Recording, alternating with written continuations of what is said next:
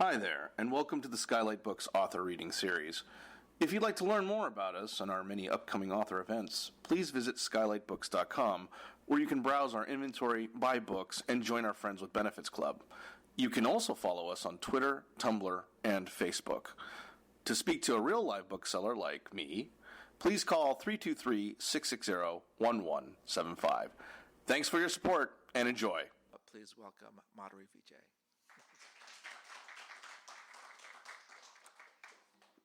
I promise to be nice no matter how many books I write. Thank you, Noel, and thank you. Anyone who's a writer, anyone who's picked up a book knows that Skylight is the mecca, one of the meccas of literary life. And so coming here at the end of a book tour feels like arriving at the inner sanctum of a pilgrimage. So thank you very much. I'm thrilled to be here. Thank you for coming out.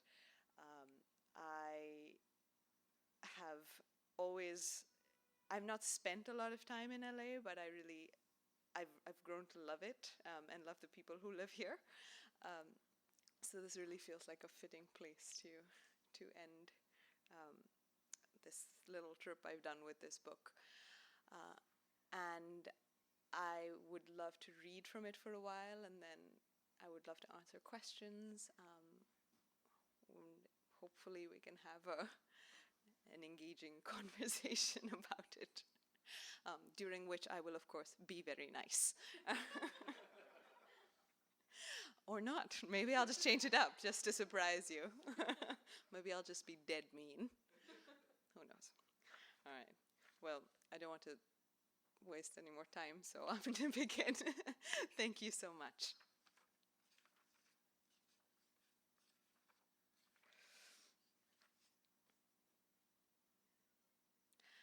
I am 30 years old, and that is nothing. I know what this sounds like, and I hesitate to begin with something so obvious, but let me say it anyway, at the risk of sounding naive. And let it stand alongside this. 6 years ago, a man I knew vanished from his home in the mountains. He vanished in part because of me, because of certain things I said, but also things I did not have, until now, the courage to say. So, you see, there is nothing to be gained by pretending to a wisdom I do not possess. What I am, what I was, and what I have done, all of these will become clear soon enough. This country, already ancient when I was born in 1982, has changed every instant I've been alive. Titanic events have ripped it apart year after year, each time rearranging it along slightly different seams. And I have been touched by none of it. Prime ministers assassinated, peasant guerrillas waging war in emerald jungles, fields cracking under the iron heel of a drought, nuclear bombs cratering the wide desert floor, mobs crashing against mobs, and always coming away bloody. Consider this.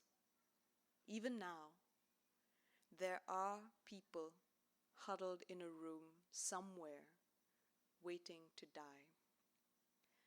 This is what I have told myself for the last 6 years, each time I have had the urge to speak. It will make no difference in the end. But lately the urge has turned into something else, something with sharper edges, which sticks under the ribs and makes it dangerous to breathe. So let me be clear here at the start. if I do speak, if I do tell what happened 6 years ago in that village in the mountains, a village so small it only appears on military maps, it will not be for reasons of nobility. The chance for nobility is over. Even this story or confession or whatever it turns out to be is too late. My mother, asleep. The summer afternoon, the sun an open wound, the air outside straining with heat and noise. But here, in our living room, the curtains are drawn. There is a dim and deadly silence. My mother lies on the sofa, cheek pressed to the armrest, asleep. The bell rings. She doesn't open her eyes right away, but there is movement behind her lids, the long return from wherever she has been. She stands, walks to the door. Hello, madam. Hello, hello. I'm selling some very nice pens. Good afternoon, madam. Please listen to this offer. If you subscribe to one magazine, you get 50%. A long-lashed boy with a laminated sign. I am from Deaf and Dumb Society. Oh, get lost, my mother says, and shuts the door. Somebody once described my mother as a strong woman. From the speaker's tone, I knew it was not intended as a compliment. This was, after all, the woman who cut off all contact with her own father after he repeatedly ignored his wife's chronic lower back pain, which turned out to be the last stages of pancreatic cancer. The woman who once broke a flickering light bulb by flinging a scalding hot vessel of rice at it. The woman whose mere approach made shopkeepers hurry into the back, praying for invisibility. The woman who sometimes didn't sleep for 3 nights in a row. The woman who nodded sympathetically through our neighbor's fond complaints about the naughtiness of her 5-year-old son, then said, with every appearance of sincerity, "He sounds awful. Shall I slit his throat for you and get it over with?" This was the woman whose daughter I am. All else flows from that. When she died, I was 21, in my last year of college. When I got the call, I took an overnight bus back to Bangalore, carrying nothing but a fistful of change from the ticket. 11 people came to her funeral, including my father, me, and Stella, our maid, who brought her youngest son.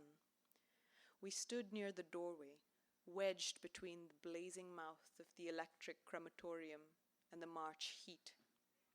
The only breeze came from Stella's son, who kept spinning the red rotors of a toy helicopter.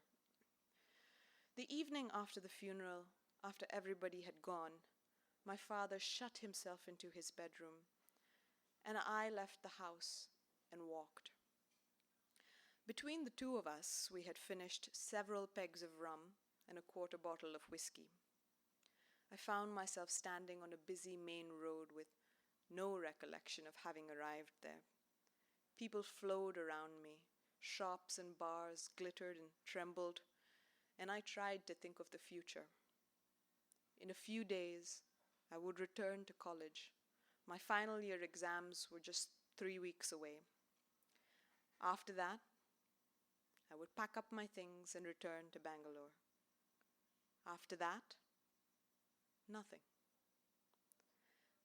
A bus rattled past, mostly empty, only a few tired heads lolling in the windows.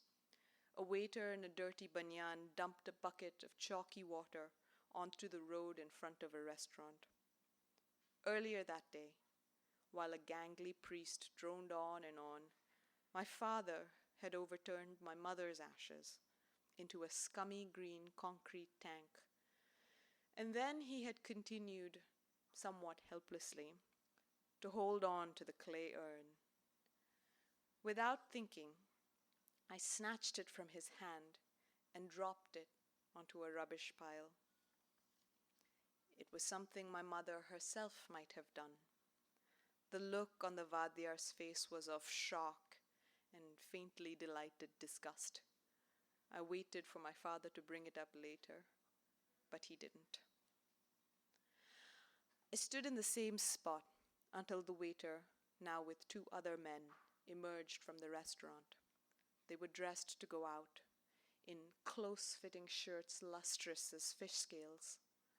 They passed right before me. I heard a scrap of their laughter and tensed, ready for a fight, waiting for the leer, the catcall, the line from a love song. But they crossed the road and were gone.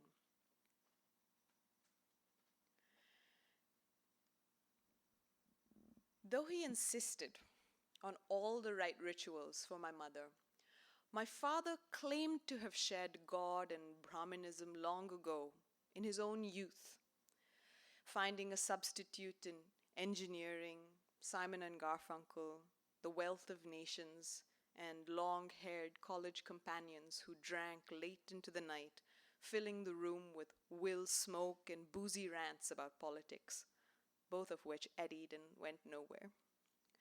3 years of a master's degree at Columbia left him with a fondness for America, especially her jazz, her confidence, and her coffee, which, he liked to say happily, was the worst he'd ever tasted.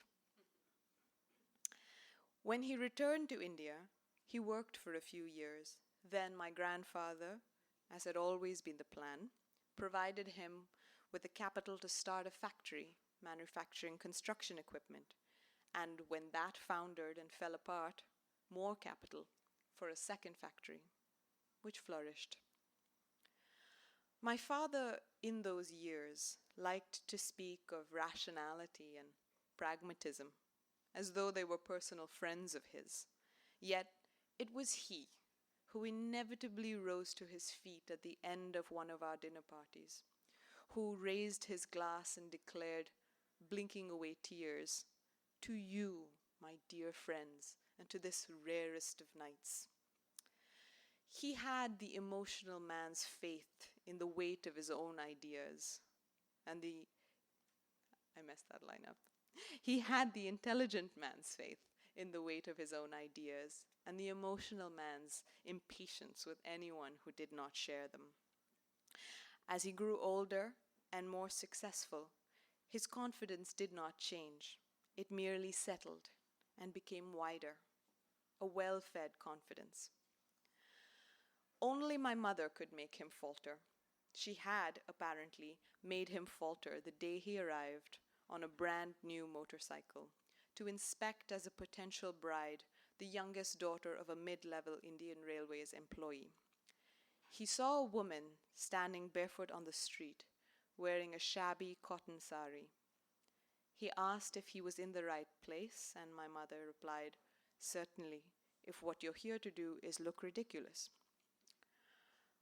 My father used to love to tell this story, and also to tell how she had rejected suitor after suitor before him, one for inquiring about her family's dental and medical history, one for inquiring whether the dowry would be paid in gold or cash, one for simply smiling too much. I have no way of knowing if any of this is true, since my mother never told stories, least of all about herself. But I've heard they went on a walk, during which my father outlined his plans for his life. Grow the company for a few years, have a child in 3, maybe another child the year after. At the end, he paused for my mother's reaction. "Well, you do talk a lot," she said thoughtfully, "but if you're going to be working all day, I suppose I won't have to listen to most of it." My mother, with her lightning tongue and her small collection of idols on a shelf in the kitchen. My mother, with her stubborn refusal to admit the existence of meat or other faiths, who crossed the road when we passed a halal butcher with his row of skinned goats their flanks pink and shiny as burn scars. My father did not eat meat either, but he was quick to add that it was personal preference. According to him, there was no logic-based argument against the consumption of meat. I myself had sampled bites of chicken and mutton, even beef, from friends' lunchboxes, and apart from an initial queasiness, I liked them all. The one time I made a mistake of telling my mother, she held out her arm and said, "Still hungry, little beast?" She could be vicious, and yet there were times, especially in a crowd, when she was pure energy, drawing the world to herself. She was already tall, but at these times, she became immense. Her mouth would fall open, and her crooked incisor, which looked like a single note held on a piano, would acquire an oblique seductiveness. Men approached her, even when I was present. During a function at my father's factory one year, his floor manager tried to flatter her. "That's a beautiful sari," he said, his eyes on her breasts. The floor manager was an energetic stub of a man who had been with my father since the beginning, had slept on the factory floor so they could save on a watchman. I had attended his son's birthday parties. Now he was looking at my mother's breasts. She was eating a samosa and there were crumbs on her cheek. Without pausing in her chewing, she said, "The conference room is empty, shall we go?" The floor manager swallowed hard, then glanced at me, as if I, a child, might tell him what to do. He sputtered something about getting her another samosa and almost tripped on his flight to the buffet table. My mother shot me a quick, arch look before walking away. It was only when she prayed in front of her idols that she shrank, became a person with ordinary dimensions. Every morning, she tucked flowers around their brass necks and lit the blackened lamp and stood for a minute without bending or moving her lips. My father wisely refrained from making his usual speech about the illogicality of organized religion, and my mother, in turn, chose not to point out that his beloved college LP collection, carefully dusted and alphabetized, was as good as a shrine. Likewise, my mother never insisted that I prostrate myself or learn the names of her gods, though I sometimes wish she had. She never forbade me from joining either, but it was implicit. And in that lay the fundamental irony of our relationship, as well as the clearest evidence of how she saw the world. My mother considered me, her only child, a suitable accomplice for the greatest secret of her life. But when she prayed, she wanted to be alone. Here is another story my father once loved to tell. When I was about 2, I went through a phase where I belonged, body and soul, to him. I screamed bloody murder if he was in the room and not holding me, bloodier still when my mother tried to take me from him. I tolerated her while he was at work, but barely. One afternoon, seeing I was in a rare, calm mood, she hustled me out to go grocery shopping with her. It was a mistake. While she swiftly chose flour and oil, biscuits and tea, I'd started to whimper. By the time she was ready to pay, I'd launched into a full-blown tirade, howling, hitting her on the side of the head, clinging to any stranger that passed by. My mother was finally forced to ask the shopkeeper if she could use his phone. She called my father and explained, and 30 minutes later he burst in with outstretched arms. He carried me home, a shameless, grinning trophy, while my mother trailed behind us, lugging the groceries. I don't know when my allegiance shifted, when I went from being his to being hers. All I know are the facts.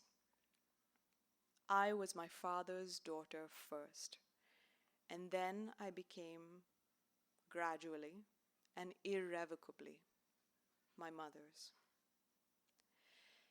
It's hard not to wonder how much might have been prevented if only I had loved him more, or perhaps loved her a little less. But that is useless thinking and perilous. Better to let things stand as they were. She, my incandescent mother, and I, her little beast. Thank you.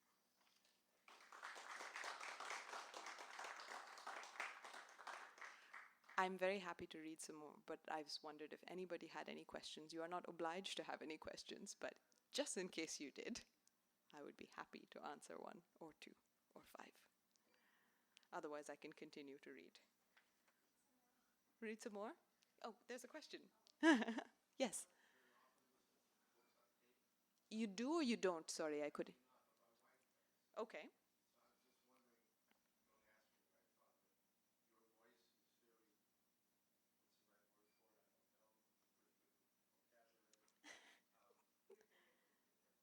Thank you.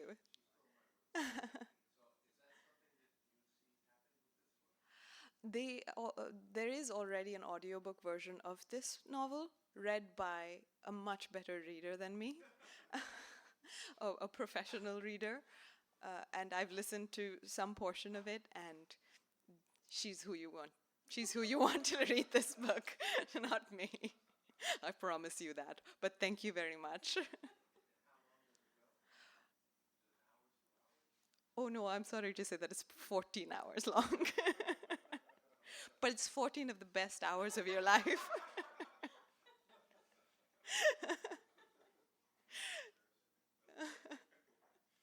Thank you so much. I'm going to read for 14 hours in case you didn't know that. Yes.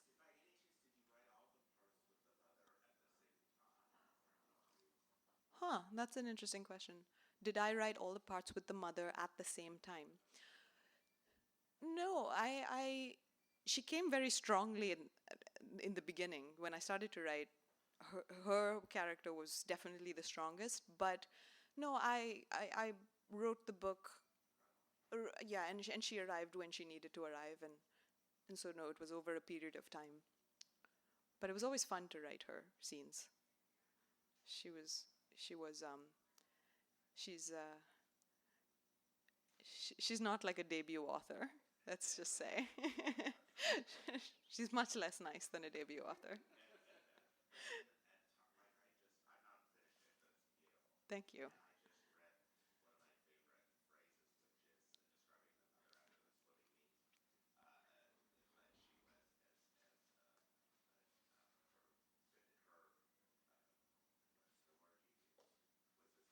Her tenderness.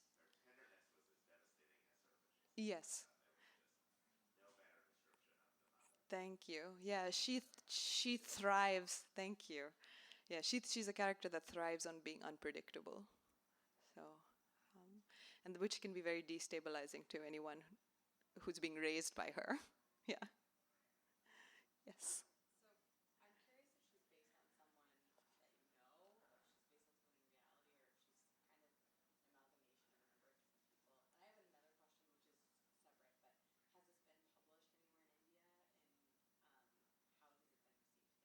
It's not yet published in India. That's sort of under. It's being.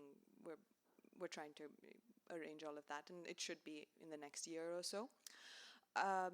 As for whether the mother is based on any one person in particular, no, she isn't. I don't even think that she is based on an amalgamation of people. I rather think that she is my worst self. If I didn't care about having any friends, or anybody ever speaking to me again, I would probably say those kinds of things. If I one day decide to burn all my bridges, I will turn into her. It will be as devastating, yes, right? At least that. No, I actually wrote none of this book while in graduate school. I had, s- I wrote an experimental chapter that I submitted in order to get into graduate school, and then I didn't touch it for 2 years. And then when I went back to it, that experimental chapter was entirely useless, so I started again. Yeah. Yeah. Shall we start with our 1.5 or 14? um, Coffee will be served sure, at some point. This is like the ring cycle. You can sleep if you like. I thought I would read the scene. So the novel is structured as a journey. It's a very classical form. And Shalini, my narrator, decides that she is going to go from Bangalore, which is a huge city, and I'm sure you know, it's a huge city in the south of India, into the region of Jammu and Kashmir, which is way in the north of India, and a place she has never been, and knows very little about, in order to find a man her mother developed an unusual affection for, an unusual relationship with when Shalini was a child. And this man disappeared in her adolescence, and she hasn't seen him for nearly 10 years. And so she decides, after her mother passes away, she decides that this is the thing that she needs to do. It's a very ill-considered decision for any number of reasons. The most pressing being that Kashmir is a volatile place to travel to. So, but she decides nevertheless she's going to do it. So the reason that I want to read this is perhaps it'll give you an idea of why she thought this man was important. Hopefully it will give you a sense of why she loves him, and what he was to her mother. I was 6 the first time he came, and I still remember it. How my mother had not ceased moving, even for a second, all week. How she had decided the previous morning that her lantana bushes were sick, somehow infected, and had spent 3 hours pulling them up, only to abruptly abandon them, leaving the garden looking like a war zone. How she had surges of intense laughter at nothing. How she cooked, a pile of vessels growing dangerously high in the sink, but how, at the same time, she claimed never to be hungry. How she seemed to have endless energy for play, devising elaborate games that soon wore me out, but left her unaffected. When the bell rang that afternoon, I was in the living room. I moved to answer, but all of a sudden she was behind me, one hand gripping my shoulder hard. With the other hand, she threw the door open. And there he was, a dark-haired man wearing a green kurta and a white skull cap, carrying over his shoulder a distended yellow bundle twice the width of his torso. His thick hair fell over his forehead, which was the color of unpolished rosewood, and his eyes were a light, stunning green. For a second, he stood there, perhaps wondering about the wrecked garden. Then, in a deep, resonant voice that would become as recognizable to me as my own, he said to my mother in simple, polite Urdu, "Madam, would you wish to buy these beautiful clothes from Kashmir?" "Sure," my mother answered, not missing a beat. "But if I do, what will you wear?" The stranger laughed, unhesitating, glad, as though he had not only been expecting her humor, but had traveled a long way just to hear it. My mother's grip on my shoulder tightened, though I couldn't tell whether it upset or pleased her. She was used to people being disconcerted by the things she said. This laughter was something new. "Come in," she said, in a slightly milder tone. "Let me see what you have." And here I must ask the unavoidable question. Why him? Why, of all the people who came to our house over the years, to sell, to work, to visit, why should he have been the one she fixed her mind upon? It had to do with her mood that day, of course. The glittering in her eyes that had been there all week, but what else? The fact that he was handsome, in a style utterly foreign to our southern city. Those green eyes I'd never seen before except in actors on TV. Had these things been enough, at least to start with? He stepped inside with a ceremonial satisfaction, which I would come to think of as his trademark, as if our house were a dazzling place he'd been told of long ago. He hauled the bundle into our living room and tugged it open with an elegant motion, and there were clothes everywhere, spreading like a bright, choppy sea. My mother took a seat on the sofa across from him. I sat in between them. I did not know it then, but these would become our fixed places, our fixed roles. Bashir Ahmed speaking, my mother listening, and me watching them both. He was riffling through the clothes, speaking rapidly but plainly in Urdu, a speech he'd obviously given many times before. 6 months for one piece and everything is handmade. What shall I show you first, madam? You tell me. Kurtas, shawls, saris, everything is guaranteed 100% pure Kashmiri. 100% pure Kashmiri, she echoed in a tone that could have just as easily been mockery as admiration. Then she waved her hand. All of it. Show me all of it. He began with the shawls, ruby with pink paisley, white with mint paisley, each edged by a row of soft tassels, sinking one after the other in soft layers across his lap. It was a performance, practiced until flawless. The whole time he did not stop talking, his green eyes moving between my mother's face and the shawls. My mother watched their soundless descent, rapt. And even I, with my tomboy's revulsion for all things feminine, had to admit they were beautiful. When he had shown her all the shawls, she blinked. Anything else? He launched into the same routine with his kurtas, all of which had panels of delicate embroidery down the front. This time he looked deeper into her face and spoke in a lower, more confidential voice, but she remained still, except for her eyes, which stayed riveted to the rise and fall of his hands, as though they might contain some vital code. When he came to the end of the kurtas, he started in with the saris, translucent jewel-toned chiffon with chain-stitched pansies along the borders. And when those too were rejected, he sat back on his heels, surveying the disorder around him, biting his lip, trying to hide his exasperation. My mother murmured. Now where are those beautiful clothes I was told about? His frown vanished in an instant. Madam, he said, shaking his head sorrowfully, I must be honest with you. I am feeling very bad right now. If I had known about you before coming here, I would have brought my friend with me. She smiled. Your friend? Yes, my friend. He sells spectacles, you see. Maybe with the right pair, you would have been able to see my clothes properly, and you wouldn't have embarrassed yourself like this. I'd never heard anybody speak to my mother this way, with such liberty, such daring.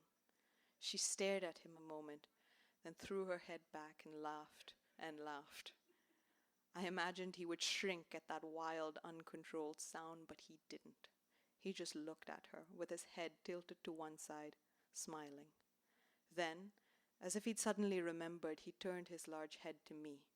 What about Beti here? He asked her. Would you like to see something for Beti? Yes, my mother said, before I could speak. The man dug around in the pile and came up with a white cotton blouse, sprays of delicate pink roses edging the neckline and both sleeves. He shook it out and then held it up to his own chest, without a trace of self-consciousness. It is so beautiful, he declared.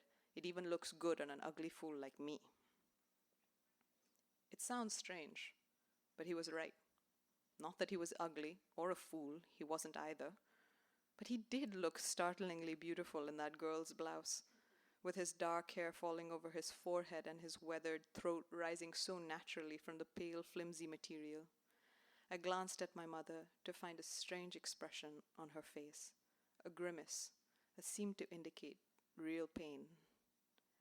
Shalini, she said, and if nothing until then had made me sit up and take notice, that would have. She almost never used my name. What do you think? Do you like it? And even though the blouse was nothing I would have dreamed of choosing for myself, I nodded.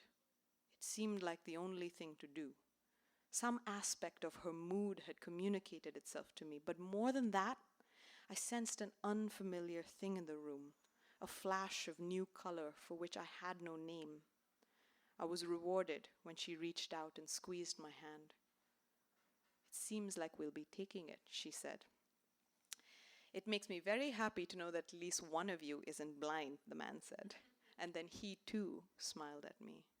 I flushed under the weight of their combined attention, one set of eyes green, the other deepest brown. The man coughed discreetly into his fist and named a price. And oddly enough, my mother, who ordinarily never lost a chance to haggle, agreed. He smiled, a figure of modest triumph, and began to pack up his wares. For a few seconds she stared at his hands, which were busy folding and smoothing. Then she said in a rush, "When will you come back?" He glanced up, startled. He raked his hair back with his fingers, nudging the skullcap askew. I'm not sure, he said. I'm expecting some new items in 2 or 3 months. He glanced quickly at her. What I mean is, do you want me to? He broke off, because she had started to scowl. I braced myself. Now, I thought, now she will destroy him. Now she will cut him down. But to my surprise, all she said was, "Yes, please. Thank you."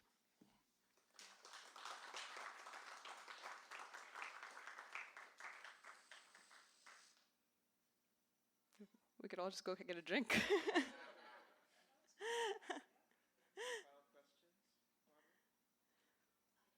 Yes. The narrator or the mother? Yes, I do too.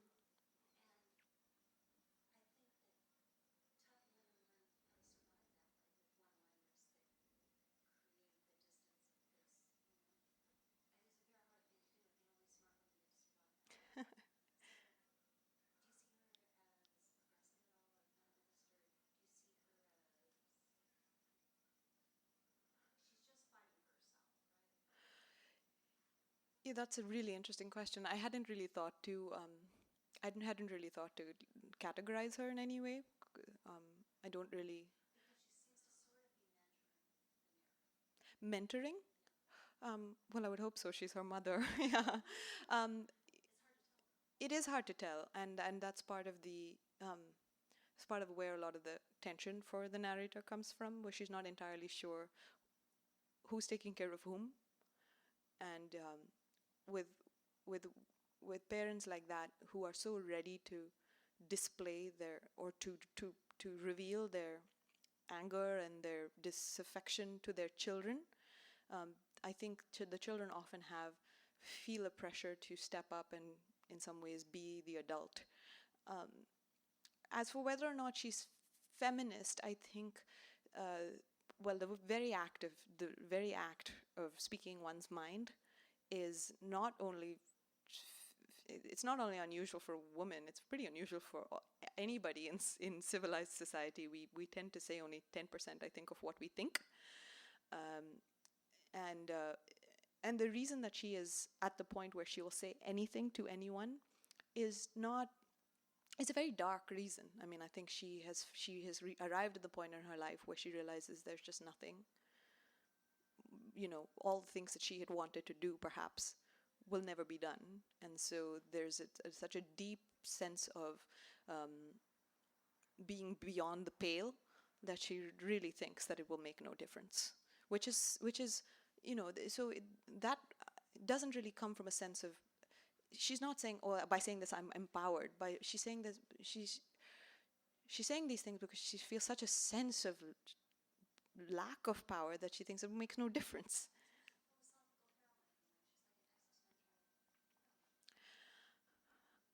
Yeah, I mean, yeah, sure. I mean, if you want to.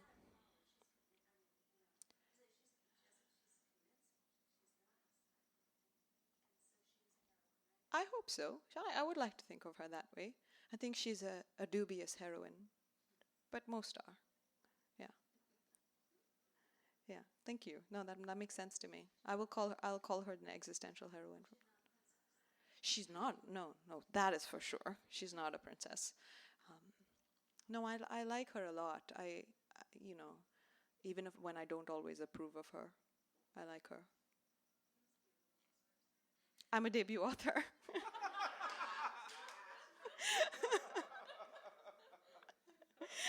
I'm told this will change.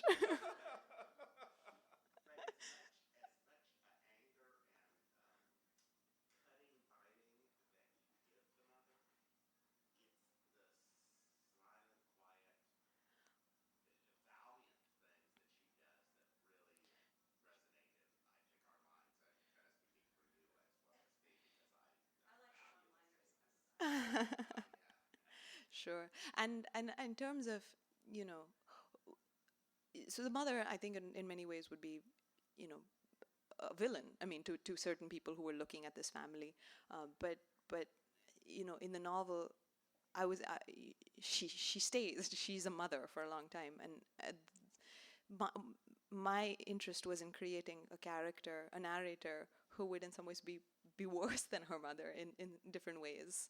Yeah. So